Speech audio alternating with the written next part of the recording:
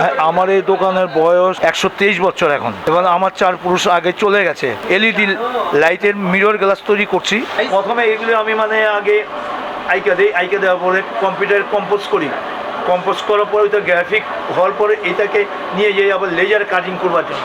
আমার এইটা একটা দিয়ে আমি 50টা কপি করতে পারবো। প্রথমে আমাদের সাইজ মতো আমরা গ্লাস কাটিং করি।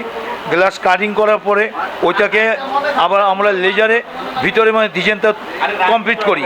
কমপ্লিট করার পর এলইডি লাইট সুন্দর করে ফিটিং করতে হয় আমাদের। ফিটিং করার পরে ওর মধ্যে অনেক কিছু ভিতরে জিনিসপত্র আছে, মেশিন টেশিন, এগুলি সম্পূর্ণ বসাইতে হয়। বসার পর তারপরে আমরা নিজেরা টেস্ট করি, একদিন রেখে দিই যে ঠিক মতো জ্বলছে কি না। তারপর আমরা এটা মালটা যে কোনো গ্রাহককে আমরা ডেলিভারি দেয়। হ্যাঁ, আমার এখানেই আমাদের নিজস্বই ফ্যাক্টরি আছে। নিজে আমরা বাসায় করি, কিছু দোকানে করি, কিছু অন্য জায়গায় ফ্যাক্টরি থেকে করে নিয়ে আসি। বিভিন্ন রকমের লেজার কাটিং টাটিং এগুলো সবই আমি করি। ডিজাইন ফিজাইন সব কিছুই আমি করে দিই। যদি কেউ নেয় তাহলে 1200 টাকার থেকে আরম্ভ হয়েছে। আমরা প্রায় 20,000, 25,000, 30,000, 50,000 টাকা পর্যন্ত আমি রেডি করে দিতে পারবো, কোনো অসুবিধা নেই।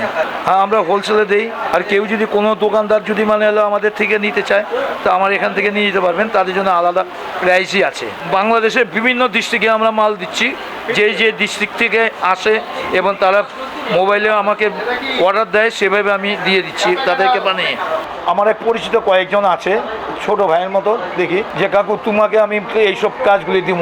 আমি তাহলে তুমি তোমার যা আছে আমার মোবাইলে আগে পাঠাও। এই নকশাগুলি বেশিরভাগই আমি মোবাইলের থেকেই নামাচ্ছি, ওই নেটের মাধ্যমে নামাই।